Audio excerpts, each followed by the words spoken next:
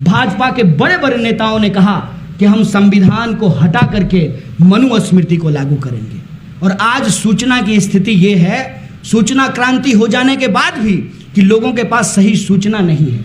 मनुस्मृति को लेकर के लोग समझते हैं कि मनुस्मृति कोई धार्मिक ग्रंथ है, जबकि मनुस्मृति का धर्म से कोई लेना देना नहीं है। समाज के भीतर जो जात पात है, उस जात पात को कैसे बना करके रखा जाए, इसीलिए मनुस्मृति लिखी गई है। और मनुस्मृति में साफ साफ लिखा गया है कि इस देश में जिनको हम दलित कहते हैं, मनुस्मृति में उनको शूद्र कहा गया है। शूद्र और महिलाओं का काम सिर्फ और सिर्फ सेवा करने का है, ये साफ साफ लिखा गया है। उनका काम है कि वो बाकी समाज के जो लोग हैं उनका सेवा करें। और वह जो सीढ़ी नुमा व्यवस्था है, उस व्यवस्था में कहा गया है कि सबसे ऊपर ब्राह्मण होंगे, सारा ज्ञान जो है वो ब्राह्मणों के पास होगा, सारा अधिकार ब्राह्मणों के पास होगा, बाकी सभी जातियों का काम है कि वो ब्राह्मणों की सेवा करें। ये मनुस्मृति में लिखा हुआ है।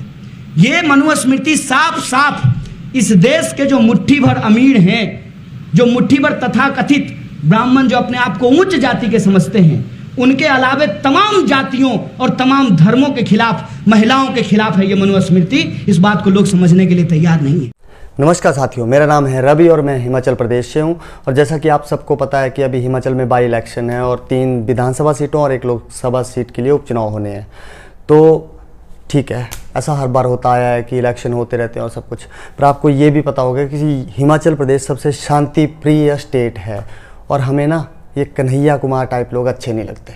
ठीक है, पहले मैं आपको एक बात स्पष्ट कर दूं, ना मैं कोई बीजेपी का बंदा हूं, ना मैं कोई कांग्रेस का बंदा हूं, ना मैं कोई कम्युनिस्ट हूं और ना मेरी कोई पार्टी है भैया। ठीक है, पर बस आपको सीधा बताऊं कि मैं जब बाई इलेक्शन के बारे में सर्च कर रहा था और हम लोग यहाँ हिमाचल प्रदेश के लोग हैं कि हाँ चलो इलेक्शन आए, जो जैसा लगता है उसको वोट डाला और बात ख़त्म। और हमारे नेता भी इसी तरह के होते हैं। मैं ऐसा नहीं कह रहा कि कोई बीजेपी के अच्छे होते हैं या कांग्रेस के अच्छे होते हैं, ऐसा कुछ नहीं है।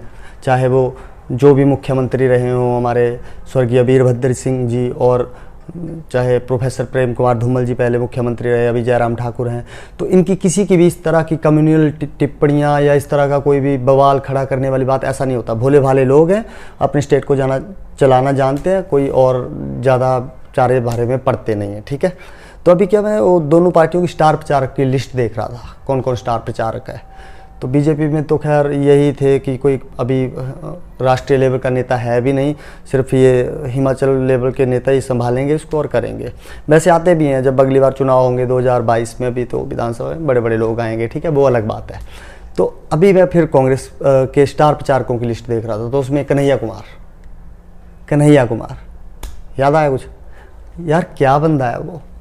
ठीक है, आपने देखा होगा उसके बारे में, जेएनयू में चलिए वो प्रोपोगेंडा चलाया है और किसी अदालत ने उसको गिरफ्तार नहीं किया, फलां ऐसा कुछ बोलता रहता है। ठीक है, उसके मनुस्मृति के बारे में पता है क्या विचार है? वो मनुस्मृति जलाने वाला बंदा है। ठीक है, और अभी वो मनु की नगरी मनाली,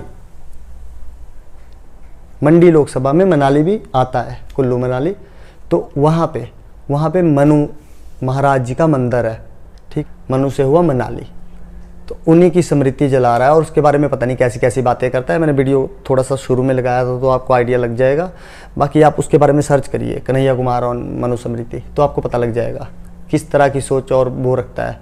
भैया शूद्र पता है उसमें किसको कहा गया है? तेरे जैसे लोगों को, क्योंकि तुझे अकल ही नहीं है। तो तुझे अकल नहीं है ना, तो तुझे अधिकार नहीं है लोगों को अकल सिखाने का और लोगों को बताने का कि क्या कैसे करना चाहिए, क्योंकि तू तो उनको कुछ भी बता देगा और वो कुछ भी करने के लिए चल पड़ेंगे। ठीक है, तो ऐसा है। और अगर उस पर समझना है तो आज ही हम समझा देंगे तुझे कि फलां शब्द का किस तरह से और किस लहजे में और क्या भाव के साथ कहा गया है। ठीक है, और तू इतना बड़ा नहीं हुआ कि तू मनुस्मृति जलाए और मनु जी के कहे हुए वाक्यों को मतलब ऐसे ही निरस्त करते। ठीक है, पर वो बात तो लग रही, अब तू यहाँ आके वो कर रहा है। और मैं अपने प्रदेश की जनता से निवेदन करता हूँ कि भाइयों मेरी बात सुनो, और जब भी ये आए ना इसको दफ़ा करो। और आप कांग्रेस के नेताओं को भी बताओ कि रानी साहिबा हमें आपसे कोई प्रॉब्लम नहीं है, हम आपको ही वोट देंगे। जो रानी जी को वोट देना चाहते हैं उनको दें, जो खुशहाल ठाकुर को देना चाहते हैं उनको, और जो भी निर्दलीय खड़े होंगे उन सबको, जिसको भी देना है दो। पर इस तरह के जहरीले लोगों को ना इधर शामिल मत करो यार। रानी साहिबा को कहिए, विक्रमादित्य जी को कहिए कि हमें नहीं है जरूरत केंद्र में आपके, सोनिया जी क्या कहती हैं, राहुल जी आप खड़े होइए यहाँ और लड़िए चुनाव, हम आपको जिताएंगे। पर अपने मूल्यों पे रह के। इस तरह के लोगों को आप अपने साथ में बिठा के ना अपना भी अपमान करा रहे हैं, ठीक है। और 2 टके का नेता नहीं है वो, भैया भैया ही कहते हैं ना उसे, हाँ। और अगर उसे ज़्यादा कुछ बहस करनी है इस मामले पे किसी भी तरह से, तो उस तक के वीडियो पहुंचाइए और हमसे बात करेगा वो, हम बैठेंगे उसके सामने।